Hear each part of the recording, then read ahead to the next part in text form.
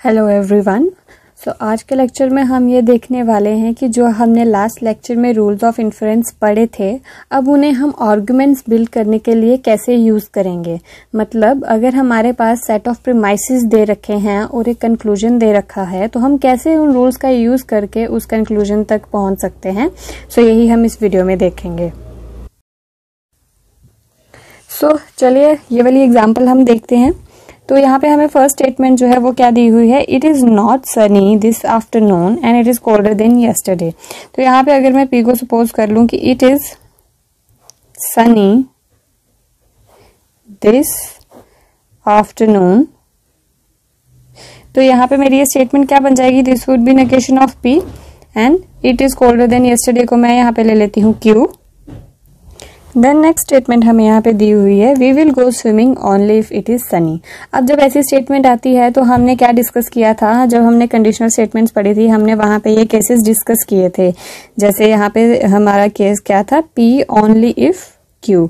So we will go swimming जो है ये हमारा पी कहलाएगा, पर पी मैं ऑलरेडी यहाँ पे ले चुकी हूँ, तो I will take it as are.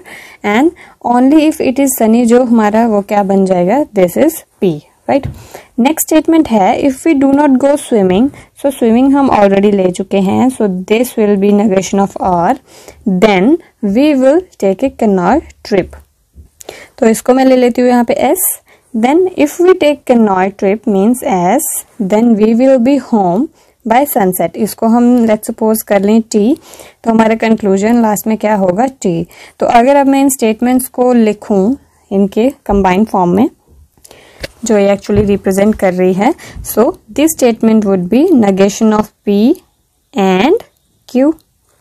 ठीक है, ये वाली स्टेटमेंट हमारे पास आ जाएगी R implies P. This statement will be negation of R implies S and last जो प्रीमाइस है हमारा वो कहलाएगा एस इम्प्लाइज टी, और हमारे पास कंक्लूजन यहाँ पे क्या है, टी। अब हम इन स्टेटमेंट्स पे क्या रूल्स ऑफ इन्फरेंस लगाएं कि मेरे पास जो कंक्लूजन है वो टी आ जाए। तो चलिए देखते हैं। सो स्टेटमेंट्स क्या क्या है हमारे पास, मैं यहाँ पे फिर से लिख रही हूँ, negation of P and Q, R implies P, negation of R implies S, S implies T and conclusion is T. ठीक है, अब क्या क्या स्टेप्स हम यहाँ पे परफॉर्म करेंगे, ठीक है, और क्या क्या रीजन होंगे उन्हें परफॉर्म करने के। सो फर्स्ट स्टेप की अगर मैं यहाँ पे बात करूँ, तो हमारे पास पहली स्टेटमेंट यहाँ पे क्या प्रेजेंट है, that is negation of P and Q. So negation of P and Q जो हमारा प्रीमाइस है, अगर मैं इस प्रीमाइस में सिंप्लीफिकेशन रूल को फॉलो करूं तो मेरे पास यहाँ पे क्या बचेगा। सिंप्लीफिकेशन रूल हमारा क्या कहता है, वो कहता है कि अगर आपके पास कोई दो स्टेटमेंट्स हैं P एंड Q, तो आप उनको सिंप्लीफाई करके क्या लिख सकते हैं, सिंपल P। तो यहाँ पे जो मैं सेकंड स्टेप में अगर सिंप्लीफिकेशन रूल लगा लूँ तो मेरे पास यहाँ पे क्या बचा, मेरे पास यहाँ पे बचा negation of P। So reason क्या है नेगेशन P आने का, मैंने क्या अप्लाई किया, मैंने सिंप्लीफिकेशन अप्लाई कर दिया, कहाँ पे, अपने फर्स्ट स्टेप में। ठीक है, अब मेरे पास सेकंड जो है स्टेटमेंट वो क्या कहती है कि R इम्प्लाइज P, राइट। और हमने मॉडस टॉलेंस में क्या पढ़ा था कि अगर मेरे पास कोई ऐसी स्टेटमेंट है that is negation of Q, P implies Q, तो मेरे पास जो आंसर रहेगा वो क्या रहेगा, नेगेशन ऑफ P। तो अगर आप इसे ध्यान से देखें तो यहाँ पे हमारे पास आंसर क्या आना चाहिए, हमारे पास नेगेशन ऑफ P है एंड P है। सो जो हमारा इस स्टेप को यूज करके आंसर बनेगा वो क्या बनेगा, नेगेशन ऑफ R। यूज क्या किया हमने, ये हमारा प्रीमाइस था और हमने यहाँ पे यूज कर दिया, हमने मॉडस टॉलेंस का यूज किया। ठीक है, देन हमारे पास जो अगला प्रीमाइस है वो क्या है, negation of R implies S। तो मॉडस पोनेंस का हमें क्या पता है कि अगर हमारे पास कोई स्टेटमेंट है P इम्प्लाइज Q और P हमारे पास स्टेटमेंट है, तो रिजल्ट हमारे पास Q आएगा। तो अगर हम यहाँ पे देखें, अगर हम सपोज कर लें कि ये जो हमारा नेगेशन R जो हमारे पास आया है, इसको अगर मैं P सपोज कर लूँ और यहाँ पे भी इसको P इम्प्लाइज S सपोज कर लें, तो जो हमारा इसका रिजल्ट आएगा, the result would be Q। तो Q हमारा यहाँ पे क्या है, S। ठीक है, ये जो था हमारा प्रीमाइस था, है ना, और ये हमने यहाँ पे क्या लगा दिया, मॉडस पोनेंस लगा दिया हमने 4 और 5 के ऊपर। ठीक है, अब हमारे पास जो बची हुई है स्टेटमेंट उसको देखते हैं। सो 7th step I am writing here. ठीक है, हमारे पास अब स्टेटमेंट कौन सी है, एस इम्प्लाइज टी। तो 6 में हमारे पास ऑलरेडी एस है और 7th में हमारे पास एस इम्प्लाइज टी है, तो हम दोबारा से यहाँ पे मॉडस पोनेंस लगाएंगे। ठीक है, ये तो हमारा प्रीमाइस है, फिर से इस पे जब हम मॉडस पोनेंस लगाएंगे तो हमारे पास जो है रिजल्ट क्या आ जाएगा, टी। तो जब हमारे पास रिजल्ट टी आ चुका है तो इसका मतलब क्या है कि हमारा कंक्लूजन जो है वो वैलिड है। ठीक है, इसको मैं एक और बार लिख के बता देती हूँ थोड़ी क्लियर फॉर्म में, आपको अच्छे से क्लियर हो जाएगा। सो स्टेटमेंट्स क्या क्या थे हमारे पास, negation of P and Q, R implies P, negation of R implies S and S implies T. ये हमारे पास क्या थे, ये थे जो हमें प्रीमाइसेस गिवन थे, और कंक्लूजन जो है वो क्या गिवन है हमें, दैट इज टी। ठीक है, तो हमने कैसे कैसे इन स्टेप्स को अचीव किया, यहाँ पे I will write steps and यहाँ पे मैं लगाऊंगी रीजन।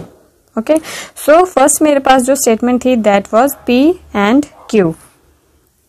सो ये मेरे पास क्या है, प्रीमाइस 1। ठीक है, तो मैंने यहाँ पे क्या लगाया, सिंप्लीफिकेशन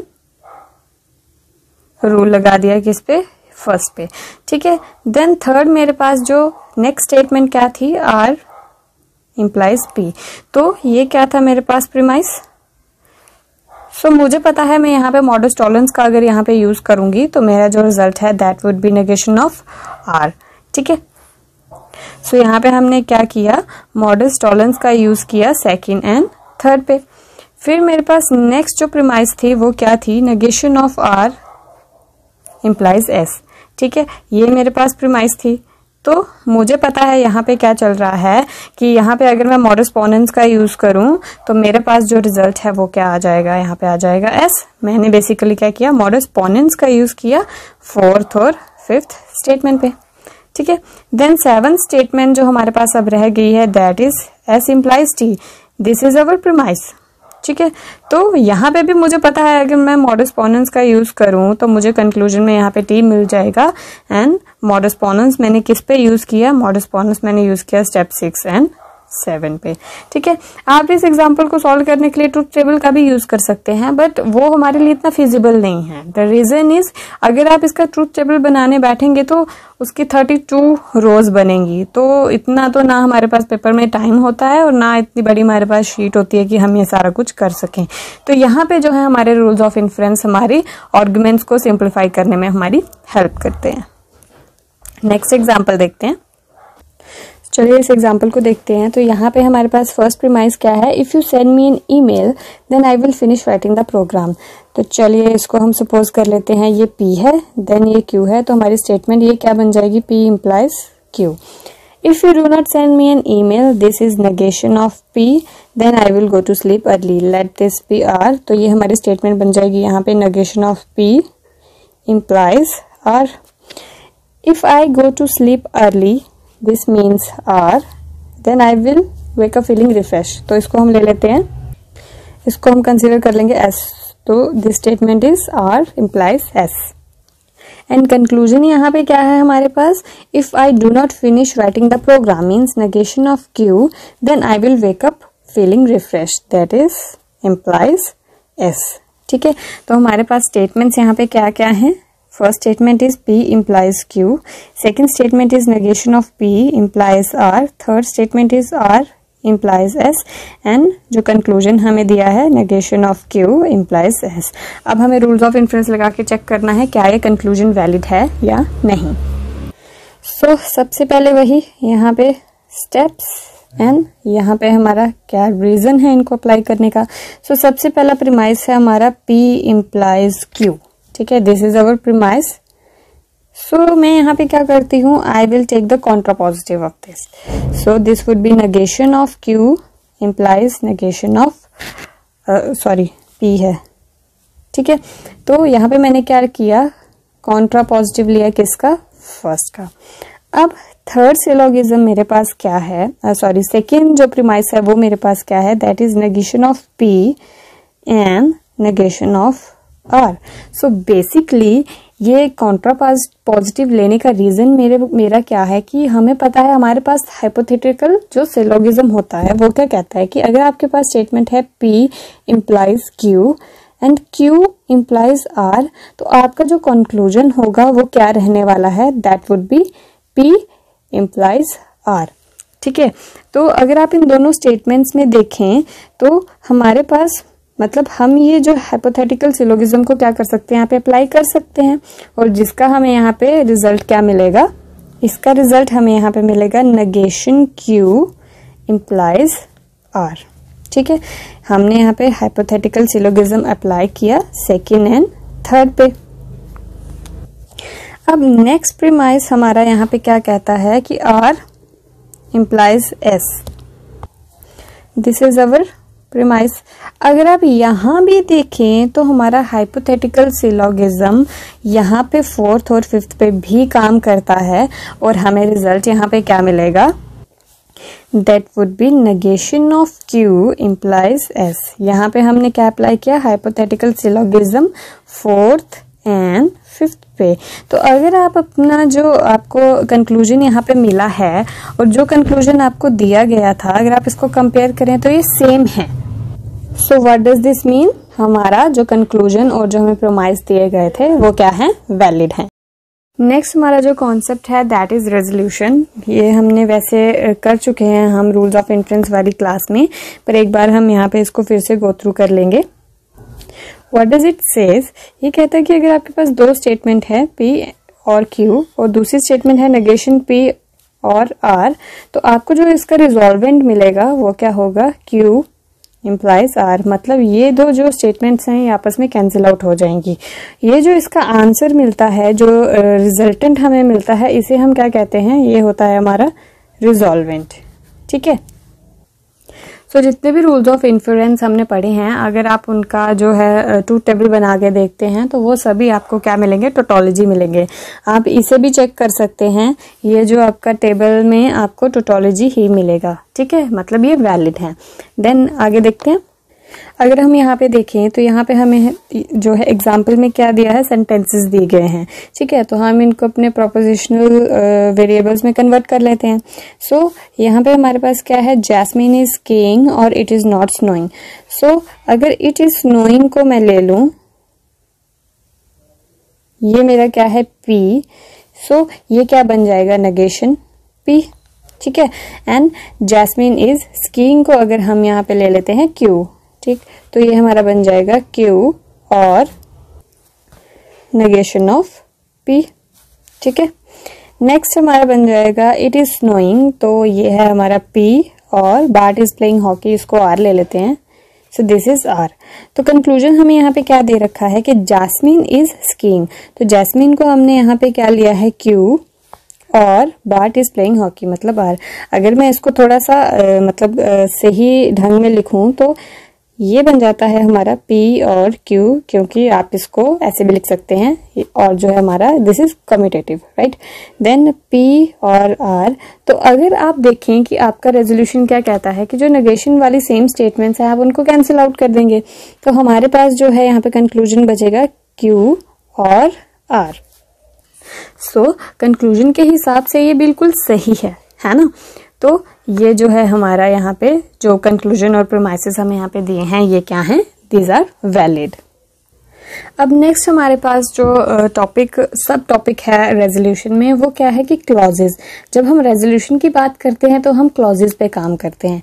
सो बेसिकली जो आपकी क्लॉजेस हैं वो होते क्या हैं, clause is a disjunction of variable और नेगेशन ऑफ दिस वेरिएबल।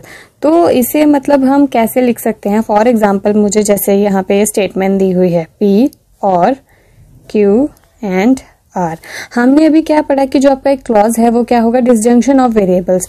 तो अगर हम इसे देखें तो ये हमारा क्लॉज नहीं है, पर हमें पता है हम इसको क्या कर सकते हैं, हम इसको रिप्लेस कर सकते हैं। कैसे, क्योंकि ये क्या है, हमारी डिस्ट्रीब्यूटिव स्टेटमेंट है। तो अगर हम इसको जो है एक्सपैंड करेंगे तो ये हमारे पास क्या बन जाएगा, ये हमारे पास बन जाएगी ये स्टेटमेंट। तो अगर आप यहाँ पे देखें, ये भी क्या है, डिसजंक्शन ऑफ वेरिएबल है, ये भी क्या है, डिसजंक्शन ऑफ वेरिएबल है। तो बेसिकली ये यहाँ पे क्या है, this is clause 1 and this is clause 2। अब अगर हमारे पास, जब हमने नेगेशन की बात की कि नेगेशन ऑफ दिस वेरिएबल, तो फॉर एग्जांपल अगर हमारे पास जो स्टेटमेंट है वो हो इस फॉर्म की, P और Q, हमें पता है ये किसके इक्विवेलेंट होती है, negation of P and negation of Q। तो ये जो हमारे पास जो वेरिएबल्स हैं ये भी अपने आप में क्या हैं, क्लॉज हैं। ठीक है, let's move to next topic. Next हमारे पास आता है फॉलिसीज। अब हमारे पास यहाँ पे दो तरीके की फॉलिसीज आती हैं। कभी कभार क्या किया जाता है, जैसे हमारे पास फॉर्मूला है कुछ इस तरह से, दिस इज अवर मॉडस पोनेंस। ठीक है, कई कबार क्या किया जाता है, हम इसको गलती से कैसे लिख देते हैं या इसको कैसे इंटरप्रेट कर देंगे कि P इम्प्लाइज Q, हमारे पास ये स्टेटमेंट है, पर हमें मॉडस पोनेंस में जो नेक्स्ट स्टेटमेंट होती है वो P होती है, पर हम इसे यूज कर लेंगे Q और रिजल्ट निकाल लेंगे P। ठीक है, तो ये हमारी यहाँ पे क्या हो गई, बेसिकली ये फॉलिसी हो गई। अगर आप इसका ट्रूथ टेबल भी बना के देखेंगे तो ये आपको टोटोलॉजी इसका आंसर नहीं मिलेगा। तो इस तरीके की फॉलिसी को हम यहाँ पे क्या कहते हैं कि फॉलिसी ऑफ अफर्मिंग द कंक्लूजन। हम यहाँ पे किसको अफर्म कर रहे हैं, हमारे कंक्लूजन को अफर्म कर रहे हैं। पर अगर हम यहाँ पे देखें, ये जो हमारा कंक्लूजन है ये हमारे मॉडस पोनेंस की जो हमारी फॉर्म है उसके अकॉर्डिंग ये वैलिड ही नहीं है। तो यहाँ पे हम क्या कर रहे हैं, यहाँ पे हम क्या कर रहे हैं, फॉलिसी कर रहे हैं। हम अभी इस चीज को देखेंगे कि कैसे ये चीज फॉलिसी है एंड दिस इज टोटोलॉजी। चलिए देखते हैं। सबसे पहले अगर मैं बात करूं मॉडस पोनेंस की, तो मॉडस पोनेंस आपका क्या कहता है कि आपके पास एक स्टेटमेंट P है and another statement is P implies Q। तो आपका जो कंक्लूजन है दैट विल बी Q। तो ये कैसे टोटोलॉजी होगा हमारे पास, चलिए चेक करते हैं। सो ट्रूथ टेबल बना के चेक करेंगे। So we will have P Q, then P implies Q, then P implies Q and P, and last में P implies Q and P implies Q। So basically हम modus पोनेंस की बात कर रहे हैं और हमने कहा था कि ये क्या होना चाहिए, हमारे पास टोटोलॉजी होना चाहिए, क्योंकि अगर ये टोटोलॉजी होगा तभी ये क्या होगा, ये वैलिड होगा। So बनाते हैं ट्रूथ टेबल। तो P इम्प्लाइज Q की बात कर रही हूँ, तो वी नो हमारे पास यहाँ पे एक ही केस ऐसा आता है जहाँ पे हमें फॉल्स जो है आंसर मिलता है, एंड दैट इज अगर हमारे पास एक स्टेटमेंट ट्रू है अनदर इज फॉल्स, तो it will be false, all will be true. Next हमें इसका एंड किसके साथ करना है, P के साथ। So first true, true will be true, right. Then हमें करना कैसे है, this is our first statement, this is our second statement. So अगर आप एंड में, आप एंड तो कम्यूटेटिव है, आप जैसे मर्जी कर सकते हैं।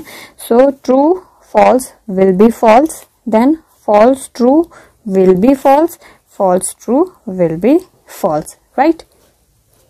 देन अब हमें इसका इम्प्लाइज करना है किसके साथ, Q के साथ। तो अगर हम यहाँ पे देखें, हमारे पास एक ही स्टेटमेंट ऐसी आती है जिसमें हमारे पास अगर ट्रू फॉल्स हो, फर्स्ट स्टेटमेंट ट्रू हो, सेकंड स्टेटमेंट जो है हमारी फॉल्स हो, तब हमारा आंसर यहाँ पे क्या आना चाहिए, फॉल्स आना चाहिए। पर अगर आप यहाँ पे देखो, हमारी फर्स्ट स्टेटमेंट जो है ये रहेगी। सो यहाँ पे ट्रू वाला केस हमारे पास एक ही है and that is this one, और इसे हमें चेक करना है किसके साथ, Q के साथ। तो दैट इज ऑल्सो ट्रू, तो ये तो ट्रू ही रहेगा। अगर आप अनदर केसेस जो है चेक करें तो आपके पास यहाँ पे कोई ऐसा केस अराइज नहीं होता है जहां पे आपका ट्रू फॉल्स फॉल्स यहाँ पे हो। तो बेसिकली ये क्या है आपका, ये आपकी बन गई टोटोलॉजी, मतलब दिस इज योर वैलिड जो आपको रूल्स ऑफ इन्फ्रेंस में दिया गया है। मतलब ये क्या है, मॉडस पोनेंस, और हमें यहाँ पे प्रूव भी कर दिया ये क्या है, that it is a tautology. अब जो मैं फॉलिसी ऑफ अफर्मिंग द कंक्लूजन की बात कर रही हूँ, तो अगर हम उसको चेक करें तो उसका जो रिजल्ट है हमारे पास वो टोटोलॉजी नहीं आएगा। चेक करते हैं।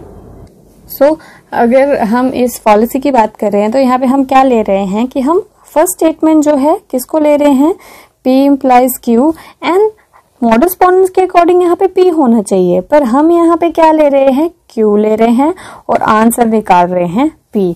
हम यहाँ पे इस कंक्लूजन को क्या कर रहे हैं, अफर्म कर रहे हैं, इसे मान रहे हैं, पर ये बेसिकली है क्या है, अगर हम इस फॉर्म की बात करें तो ये हमारी फॉर्म ही गलत है। तो चलिए इसका ट्रूथ टेबल ड्रॉ करके देखते हैं और देखते हैं हमारे जो आंसर है वो क्या आता है। अगर हम इस ट्रूथ टेबल की बात करें तो यहाँ पे हमें पता है कि P और Q क्या होंगे, और P इम्प्लाइज Q में एक ही केस ऐसा होगा जहाँ पे जो हमारा रिजल्टेंट है वो क्या है, फॉल्स होगा। अब नेक्स्ट आगे चलते हैं। अब हमें इस स्टेटमेंट का एंड करना है Q के साथ, ठीक है। तो अगर आप पहली स्टेटमेंट में देखें वो तो ट्रू ही रहेगा, then false and false is false, true and true is true. Next जो है हमारा true false will be false. अब ये हमारी फर्स्ट स्टेटमेंट है और इसका इम्प्लाइज हमें किसके साथ करना है, P के साथ करना है। तो अगर आप यहाँ पे देखें first statement true true true आएगी, कोई प्रॉब्लम नहीं है। Second statement starting from false and then true, कोई प्रॉब्लम नहीं है। Third statement is starting from true and the second statement is false, जिसका आंसर हमारे पास यहाँ पे आएगा false. And then false false जो है ये भी ट्रू रहता है। तो अगर आप यहाँ पे देखें ये टोटोलॉजी नहीं है, मतलब हमने यहाँ पे क्या कर दिया, हमने इसको अफर्म कर दिया, किसको, कंक्लूजन को अफर्म कर दिया कि ये टोटोलॉजी है। बेसिकली हमने यहाँ पे क्या कर दिया, हमने फालिसी कर दी, हमने गलत कर दिया, ठीक है। तो ऐसी फॉलिसीज होती हैं हमारे पास। और नेक्स्ट पॉलिसी देखते हैं, नेक्स्ट कौन सी है। उससे पहले अगर आप इस एग्जाम्पल को देखिए तो यहाँ पे हमारे पास क्या दिया हुआ है, if you do every problem in this book let it be P, ठीक है, then you will learn discrete mathematics let it be Q। So first statement हमें यहाँ पे दे रखी है P implies Q and the second statement is you learn discrete mathematics that is Q। और conclusion में हमें यहाँ पे दे रखा है you did every problem in this book and that is P। पर अगर आप इस फॉर्म में ही देखें, अभी हमने पीछे यही पढ़ा, ये क्या है हमारा, रॉन्ग है। This is a fallacy of type affirming the conclusion, ठीक है। आप यहाँ से इसकी फॉर्म से ही पता लगा सकते हैं कि ये हमें गलत दिया हुआ है, ठीक है। नेक्स्ट पॉलिसी देखते हैं। देन नेक्स्ट जब हम यूज करते हैं अपना मॉडस टॉलरेंस, तो वहां पे हमें पता है हमारा फॉर्मूला क्या कहता है कि negation of Q P implies Q। अगर ये दो स्टेटमेंट्स हमें दी हैं तो हमारा जो कंक्लूजन रहेगा that would be negation of P। लेकिन कभी कभार हम क्या कर देते हैं, हम इसमें भी एक गलती कर देते हैं, हम ले लेते हैं P इम्प्लाइज Q और नेगेशन Q की जगह हम यहाँ पे कर लेते हैं P नेगेशन P एंड जो हमें कंक्लूजन मिलता है यहाँ पे हमें कंक्लूजन, अब यहाँ पे क्या मिलेगा, our conclusion will be negation of Q। तो अगर हम देखें ये तो फॉर्म ही गलत है, ठीक है। यहाँ पे हम कौन सी फॉलिसी कर रहे हैं, फॉलिसी ऑफ डिनाइंग द हाइपोथेसिस, हम हाइपोथेसिस को यहाँ पे रिजेक्ट कर रहे हैं, ठीक है। नेक्स्ट अब हम देखते हैं रूल्स ऑफ इन्फ्लुएंस हमारी क्वांटिफाइड स्टेटमेंट्स के लिए। सो फर्स्ट यहाँ पे अगर हम यहाँ पे रूल देखें that is for all x Px, और कंक्लूजन हमें यहाँ पे क्या दिया है, P ऑफ C। कहने का मतलब क्या है, फॉर एग्जाम्पल अगर हमें दिया है कि ऑल विमेन आर वाइज, तो हम कंक्लूजन यहाँ पे क्या निकाल सकते हैं कि लीजा इज वाइज। मतलब अगर आपके पास ये स्टेटमेंट आपको दे रखी है, ठीक है, if this is true then आप क्या कंक्लूड कर सकते हैं, आप इसका कोई भी पर्टिकुलर एक इंस्टेंट जो है उसको उठा के देख सकते हैं, तभी इसका नाम क्या है, यूनिवर्सल इंस्टेंटिएशन। मतलब आपने पूरे डोमेन में से क्या किया, एक पर्टिकुलर वैल्यू निकाली और आप कह सकते हैं कि हाँ ये जो है कंक्लूजन इसका बन सकता है। क्यों, ऐसा क्यों कह रहे हैं, क्योंकि हमें पता है फॉर ऑल x Px की जब हम बात करते हैं ये ट्रू कब होता है, जब एक डोमेन में सारे ही जो मतलब इसकी जो हमने यहाँ पे जो भी लिया है उसको फॉलो कर रहे हो, मतलब सभी ट्रू हों। फॉर एग्जांपल जैसे P1 मेरे पास कोई एक इंस्टेंट में मान लूँ, देन P2, तो ये सारे अगर इनका मैं ऐड करूँ ये सब क्या होने चाहिए, ट्रू होने चाहिए। तो उन्होंने ऑलरेडी आपको ये ट्रू दे दिया हुआ है, तो आप कह सकते हैं कि जो P ऑफ C है, किसी एक मेंबर की जो हम बात कर रहे हैं वो भी हमेशा क्या होगा, ट्रू होगा। मतलब आप ये कंक्लूड कर सकते हैं इससे। Then next it states that P of C for an arbitrary C, तो कंक्लूजन क्या दे रहा है, for all x P of x। ये कैसे हो रहा है, ये कह रहा है कि आप छोटे इंस्टेंट से क्या कर रहे हो, जर्नलाइज कर रहे हो। इट सेज कि अगर P ऑफ C है, जो जितने भी एलिमेंट्स हैं आपके डोमेन में C, अगर वो उन सब के लिए ट्रू है तो आपका जो कंक्लूजन है for all x P of x जो है वो ट्रू हो जाएगा। मतलब जैसे अगर मैं बात करूं, जो हम विमेन की ही बात कर रहे हैं कि Lisa is wise, Sakshi is wise, मतलब जितने भी उसमें डोमेन में एलिमेंट हैं अगर वो सब के सब ट्रू हैं तो आप उसको क्या कर सकते हैं, आप जनरलाइज कर सकते हैं और कंक्लूजन निकाल सकते हैं कि for all x P x true. क्योंकि हमें पता है हम ये चीज़ कब लिख सकते हैं, जब हमारे उस डोमेन में जितने भी एलिमेंट्स प्रेजेंट हैं वो सब उस चीज़ के लिए क्या होंगे, दैट आर ट्रू। तो हम इसको क्या कर सकते हैं, हम इसको जर्नलाइज करके ये चीज़ लिख सकते हैं। ठीक है। नेक्स्ट अगर हम यहाँ पे बात करें, this one is for existential instantiation. तो ये क्या कह रहा है कि आपके पास जो स्टेटमेंट गिवन है there exist x P of x, तो आप कंक्लूजन निकाल सकते हैं कि P of C for some element. अगर हम ये देखें, जो हमारा there exist x P of x जो है ये ट्रू कब होता है, जब कोई एक एलिमेंट उस डोमेन का क्या होगा, ट्रू होगा, है ना। तो जब कोई एक एलिमेंट वहाँ ट्रू होगा तो हम ये चीज़ अगर लिख सकते हैं तो हम वहाँ से क्या कंक्लूड कर सकते हैं कि आपके डोमेन में कोई एक एलिमेंट तो प्रेजेंट है जिसके लिए जो आपका there exist P of x P x ये क्या है, ये ट्रू है। फॉलो कैसे कर रहा है ये, हमें ये वाली चीज़ जो है उन्होंने दे रखी है, तो हमें पता है कि there exist x P of x true तभी होगा अगर इसके डोमेन में कोई एक एलिमेंट ऐसा लाई कर रहा है जिसके लिए वो ट्रू है। अगर कोई एक ऐसा एलिमेंट लाई नहीं करता है तो क्या हो जाएगा, वो टोटली फॉल्स हो जाएगा। हमें पता है कि जो एग्जिस्टेंशियल क्वांटिफायर है वो क्या है, वो डिसजंक्शन के ऊपर हम उसको क्या कर सकते हैं, डिस्ट्रीब्यूट कर सकते हैं। अगर हम एलिमेंट्स की बात करें यहाँ पे, जैसे P1 disjunction P2 disjunction P3 so on to Pn, ये हमें ट्रू वैल्यू कब देंगे, जब हमारे पास एटलीस्ट इनमें से कोई एक तो ट्रू होगा। तो आपका there exist x P x वो क्या कहलाता है, दैट इज़ ट्रू। ठीक है। अगर हमें ये चीज़ ऑलरेडी गिवन है तो हमें पता है कि ये चीज़ हमारे पास क्या होगी, दिस विल बी वैलिड। सो यहाँ से आप एग्जिस्टेंशियल इंस्टेंटिएशन का केस जो है निकाल सकते हैं। और अगर आप इसको उल्टा देखें, अगर आपके पास कोई एक P ऑफ C जो है वो क्या है, ट्रू है, मतलब अगर हम इस चीज़ की अब बात करें कि हमें पता है इनमें से कोई एक ट्रू है, तो हम उसको क्या कंक्लूड कर सकते हैं, there exist x P of x। इसके कहने का मतलब क्या है, हम छोटी चीज़ से उसको जनरलाइज कर रहे हैं। हम क्या कह रहे हैं कि हमें पता है इसके डोमेन में हमारे पास एक एलिमेंट ऐसा है जो कि ट्रू है, तो हम क्या जनरलाइज कर सकते हैं कि हम कंक्लूड कर सकते हैं कि हमारे पास देयर एग्जिस्ट P x जो है वो एग्जिस्ट करता है। आई होप मैंने यहाँ पे जो आपको समझाने की कोशिश की है वो आपको समझ आ गया होगा। अगर आपने ये जो प्रेडिकेट एंड क्वांटिफायर्स की अगर आपने पहले की वीडियोस नहीं देखी हैं तो आपको यहाँ पे हो सकता है थोड़ा सा डाउट हो, तो आप उनको भी एक बार चेक कर लीजिएगा। देन नेक्स्ट हम इसकी एक एग्जांपल देख लेते हैं। So example is something like this. So ये एग्जांपल है हमारे पास, everyone in this discrete mathematic class has taken a course in CS। Next हमें प्रीमाइस दिया है कि Sonia is a student of this class, imply the conclusion Sonia has taken a course in CS computer science. ठीक है। अब अगर आप यहाँ पे देखो, सो फर्स्ट स्टेटमेंट को हम कैसे लिख सकते हैं, फर्स्ट स्टेटमेंट को हम लेटर्स डिनोट करते हैं D ऑफ x। ठीक है। क्या डिनोट कर रहा है, x is in this discrete mathematics class. ठीक है। और C ऑफ x जो उसका पर्टिकुलर इंस्टांस है उसको हम डिनोट कर लेते हैं, x has taken a course in CS। तो इसके अकॉर्डिंग अगर हम जाएं तो हमें क्या प्रूव करना है कि for all x D of x implies C of x जो इसका रिजल्ट है, एंड D ऑफ जो हमारा पर्टिकुलर इंस्टांस है दैट इज सोनिया।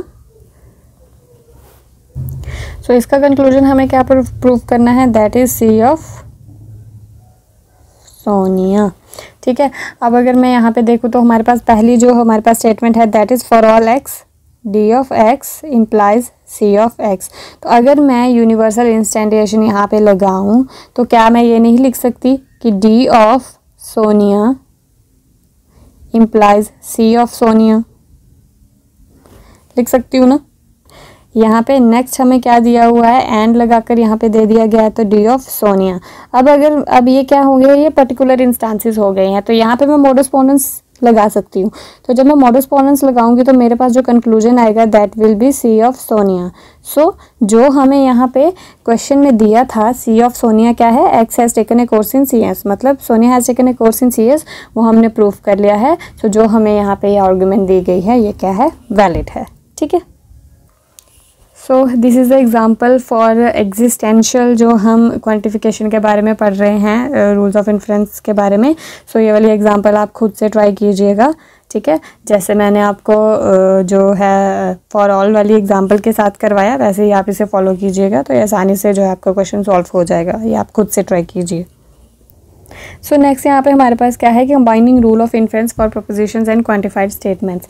कभी कभार क्या मतलब कि जो यूनिवर्सल जो हमारी स्टेटमेंट्स हैं for all X and there exist, ये modus ponens and modus tollens के साथ इतना ज़्यादा यूज़ होती हैं कि हम इस कम्बिनेशन को क्या कह सकते हैं कि यूनिवर्सल मॉडस पोनेंस। ये बेसिकली आपको क्या बताता है कि अगर आपके पास कोई स्टेटमेंट है for all x P of x implies Q of x, ये आपको ट्रू दे रखी है। ठीक है, और कोई इंस्टांस पी ऑफ ए आपको दिया हुआ है, जो ए जो है ये कोई भी पर्टिकुलर एलिमेंट डोमेन से है। ठीक है, ये भी ट्रू दे रखा है आपको, तो आप इसे सिंपली क्या कंक्लूड कर सकते हैं, क्यू ऑफ ए। ठीक है, सो इसमें कुछ नहीं है, आपको यूनिवर्सल स्टेटमेंट्स दी थी और आपको कोई एक पर्टिकुलर जो है इंस्टांस वहाँ पे दे दिया गया है, तो आप मॉडस पोनेंस निकाल के आप जो ये कंक्लूजन है इसको क्या कर सकते हो, यहाँ से कंक्लूजन डिराइव कर सकते हो। ठीक है, वैसे ही हमारे पास मॉडस टॉलेंस भी होता है, that is universal modus Tollens. तो यहाँ पे हमारे पास क्या रहेगा कि हमारे पास कोई स्टेटमेंट है for all x P of x हमें दी हुई है। ठीक है, ये ट्रू है, और नेगेशन ऑफ क्यू ए, कोई एक पर्टिकुलर एलिमेंट ए इस डोमेन का हमें दे दिया गया है। ठीक है, पर्टिकुलर एलिमेंट जो है ए इस डोमेन का हमें दे दिया, तो हम यहाँ से क्या कंक्लूड कर सकते हैं, negation of P of A. This is very simple. आपने इतनी सारी एग्जांपल सॉल्व कर लिए हैं तो आपको ये भी जो है इजीली समझ में आ जाएगा। सो यहाँ पे हमने rules of inference for both quantified and proposition logic के लिए ख़त्म कर लिए हुए हैं। You can solve more and more for better understanding. Thank you.